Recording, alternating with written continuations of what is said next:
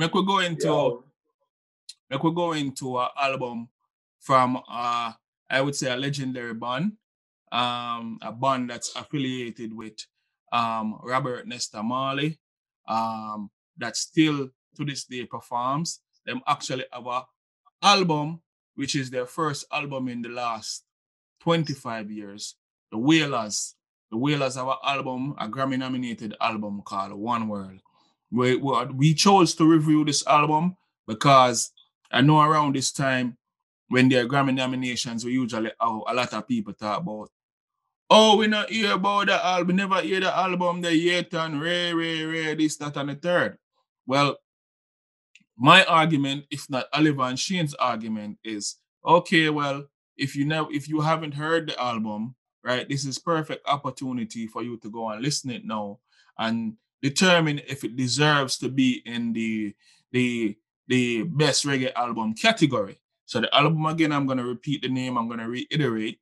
The name is One World, right, by the Wailers. See, it's a 14-track album, approximately like 49 minutes. Since Shane talk up the things, Oliver, more you're going and express how you feel about this album, One World, the Wailers. My first thinking was something Shane mentioned before last show. How is this album qualified for these Grammys, right? These Grammys 2021. Because it was released in August, right? August 21st. Mm-hmm. This year? Yeah, this year. Okay, so this album is actually good. This album makes the cut. So, good album, very good album. Real roots album. If you want to go back to the foundation and some roots music, you can hear similar stuff to sound like the Wailers, except instead of Bob Marley, is the new singer that their new lead singer who is Josh David, right? Barrett, that's his name. He's the lead singer now for the group. They've had other lead singer. Junior Mervyn was a lead singer at one point, but this is who is the lead singer now. The record started out very well with a Skip Marley record. I thought that was done on people. Hold on the people. You see me I talk about, that's why you have to read Oliver, you know. Our native historian. The man does doing research. The man doing research. No, which is right. But like to give people stuff where they might not know and not just the Wailers. We're going to just talk about the Wailers. But Oliver. Okay, the first team meeting. You see me saying that, Oliver, is actually we appreciate that. No, I know. Okay. So I don't know if it take compliment, I say your work for your compliment skills. Yeah. Anyway, so the first thing came to my mind was I know of the band because they've performed and I've seen them perform, but I was like, so Bob Marley's not around. Who's the lead singer? What's going on? So it led me to research and I found out, like I said, Junior Mervyn was the lead singer at one point. They had other leads, but now it's a young fella. And this is who is the lead. Has a good voice. He's the one you hear on most of the records. Nice voice. I thought it was good and done intentionally to have Skip Marley at the first record. It make you people say Skip sound like his grandfather. To me, like he does, but nostalgic. But it was a good way to start the album. Shaggy's on that record. Well, on the album, like how you point out the first song there, and says it was on the first record. You notice that there was like almost like a part 2 to the song for end the record, but it had Julian and it as right. So they had Julian and they had Skip on the album. So they were my feeling is they were experimenting with it, like you are trying to point out, and I think to see how the song. Yeah. They were trying to probably recreate that Bob Marley sound and feeling, and and that's For the how fans, yes. yeah. I thought that was a good move on their part.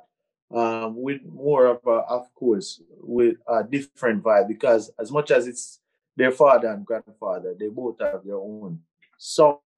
Exactly. Now, that record you just mentioned, Love When Love Is Right, that's the name of that record, and it remixed the two versions of it on the album. That to me was my favorite record on the album. And I'm going into that because for me, I think Julian Marley is one of the Marley that sometimes slept on. I think he's very talented, but he might not put out music as much as the other Marleys. Even though they all kind of selective in what they put out. But I think Julian is very talented. I liked him. He's more, I would say, closer to Bob when it comes to singing as far as the sons. When it comes to the type of records he's on, the one drop, that type of feel, that's been him. So I like it. The album overall was a good album.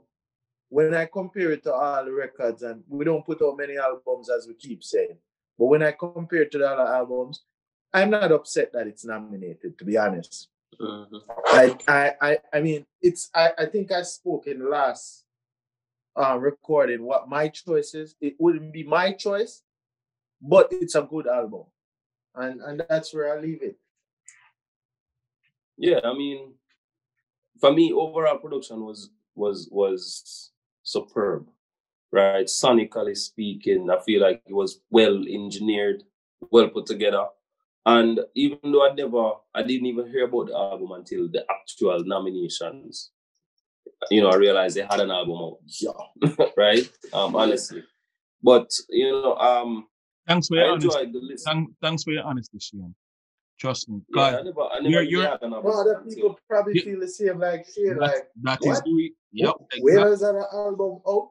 Yep. Especially after 25 years. I mean, so it that caused the question again, like, okay, is it a case where it's just as far as a legacy, kind of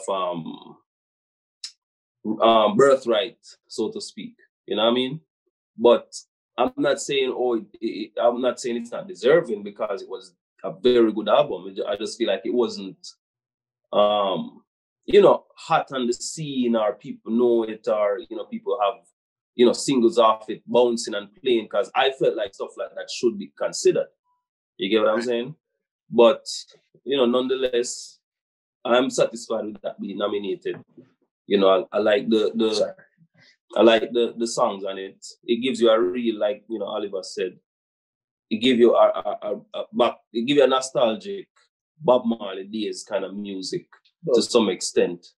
You know what I mean? The real what you call chanting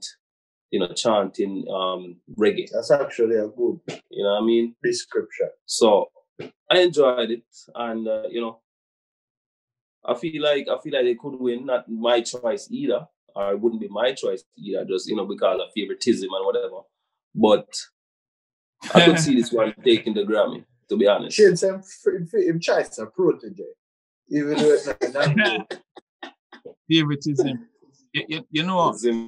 Before I get into how I feel about this particular body of work, I think we forgot, like, there were a few people like that I felt like were major snubs that I forgot to mention, like that put out albums that I think probably would qualify, or I was thinking that, like Dre Island. We did really like Dre Island album. Oh, yeah, we forgot that from the lot. Yes, Dre Island album. That was a very good. But these people won't even be on the radar. That's what's sad. Because they don't have any legacy. And they don't have the name or the engine behind them. Yeah. To this day, I can tell you. And they put it out independent, right? Yeah. Of the Dre Island album, I play many of those tracks still. One of my number one tracks off that album is called Four Seasons, people. Check it out. Right? The album name, the album name Now I Rise by Dre Island. Right? Also, we never did mention Poppy, but Yeah, thanks for bringing that up, Randy, for real. The people that need to know. Yeah. So did we review the Dre Island too, right? Yes, we reviewed the Dre Island. So people want to not show in the comment about what type of music we do, or go look through the entire list of videos. I mean, yeah, I might say, I'm not going to look on the video. But before you make comments that are ignorant, look at all the videos. And I welcome the comments. And criticism, yeah. And the criticism. The name calling, I'm not a, but I think people should. I mean, my thing with that is you don't even know any of us. You know what I mean? And people will say some stuff like, "You guys are illiterate," and I'm just like, "Okay." Yo. Yeah. You know, yeah.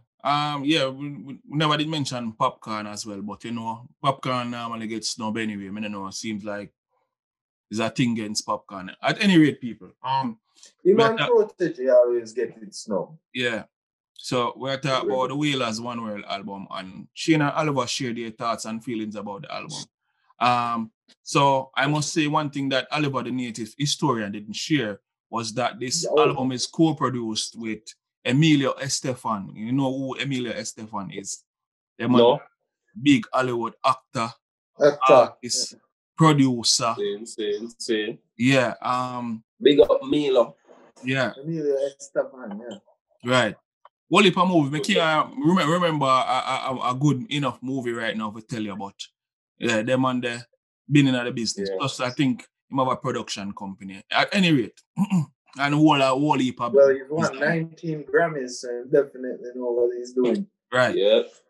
So, my thoughts and feelings about this Wailers One World album. That's a good point.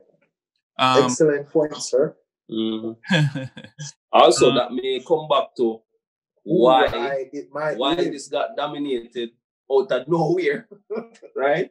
Yeah, and without no visible promotion in my. I mean, they won't admit this behind the scenes. I think that's a dirty secret within the music industry, and they won't. Not every artist will admit this. Mm. It's true. Admit what? That they play favorites. Because the hands that are in there. It's a game that you play. You know, because the producer you mentioned, 19 Grammy Award winner. It might be as corrupt as it's like, okay, album, it's no questions asked. You know what I mean? So it could. Certain people just win Grammys. It's true. Yeah. Oh, so what you trying to say? Corrupt as boxing, that mean what you trying to say? Them set up Nate Robinson to get knocked out? No, nobody never have to set up Nate. He set up himself. Shit. Because he was going in like... And it's funny because if you watch the videos before, it don't age well, you know. Because he was acting like, I'm black, dude is white, I'm going to mop him. Yeah, that's ignorant, man. Yeah. He was going in like a bull, man. Yep. So contrary to some of the stuff that Oliver and Shane said about this album winning because of favoritism and stuff, the album to me, it feels worldly. It feels more like, even though it have that boxed in classic sound, the chords and the keys, like back in the day, Wailers and what Bob Marley used to do back in the days, like decades ago, it still feels like more word, like the messaging in every single track. To me, every single track have a message. Every single track more mainstream. Have a vibe. Every single track have something where people can connect to.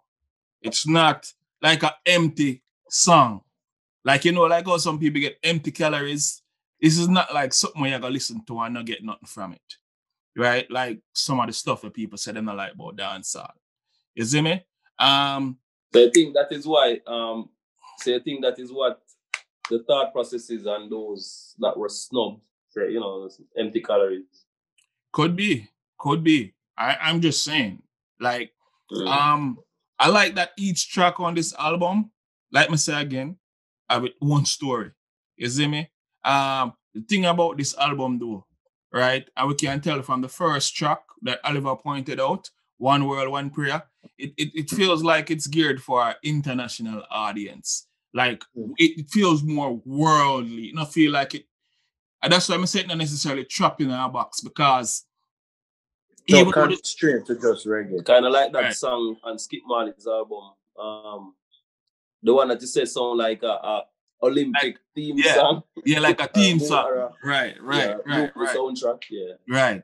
Right. Yo, look, sometimes you bring up things like that in a Shane, and we'd be shocked to find out that the production probably come out of the same production. The same thing. Yeah, true. Shock. But True. it feels like one cohesive body of work. I really do feel that way. And you know, we review the album sometimes. I gotta tell my honest truth. Me endeavor to review this album and the Maxi Priest album only if you come telling us say, yo, this is trash, but I can't. It's not. They are not. Man, I come to say, yo, this unfair. The man they just get nominated because right. And that's why I'm say at the beginning, say people, these are only nominations. I don't want to talk which album not supposed. The Grammy Awards is probably gonna be in January sometime or whenever, right? Or February, right? Or one of them time, the early next year, sometime, right? So I am just saying that look, yeah, we may not agree, and we may feel that somehow this Grammy nomination process is rigged, right? But if you do actually check out some of the bodies of work that get nominated, they're actually good. You see that they're good. Yeah. They're actually good.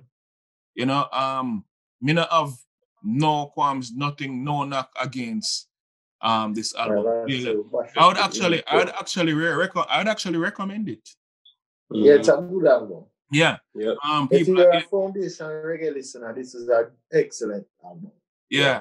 Something to smoke to and just sit back, or something in your house and drink some tea, or eat your banana porridge or something. You know what I like as well, Oliver? The fact that they intentionally included certain people from different genres of music. Like the first track again had someone that some Latin, like from a Latin background. From Puerto Rico, yeah. And that I don't remember the name, but that sounded really, like, to me, I'm like, yo, this sounds really good. I can actually imagine. Okay. I can imagine being in another country that doesn't speak English and hear them listen. And they had a Brazilian group as well. So yeah. It's a world album. And I mean, the Wailers were, Bob Marley and the Wailers were world music. Yeah, definitely. So, but don't forget, but don't forget, people. I still feel, even though it is like it feels whirly and boxed in at the same time, because it sounds, the instrumentation, the chords that they use, the keys are classic Bob Marley and the Wailers. That's true. Yeah, and I think that's what the current crop of artists and people are trying to step away from, because they don't want to feel like the type of people who only can perform in front of, like when you're there at a restaurant, you're there on stage, you're perform for people. You understand what I'm saying? Like, we don't want to feel like, a little sideshow at a lounge. True. Yeah, so that's probably why people are stepping away from this. At any rate, again, my favorite term or phrase. Let's move into something else related to something the same.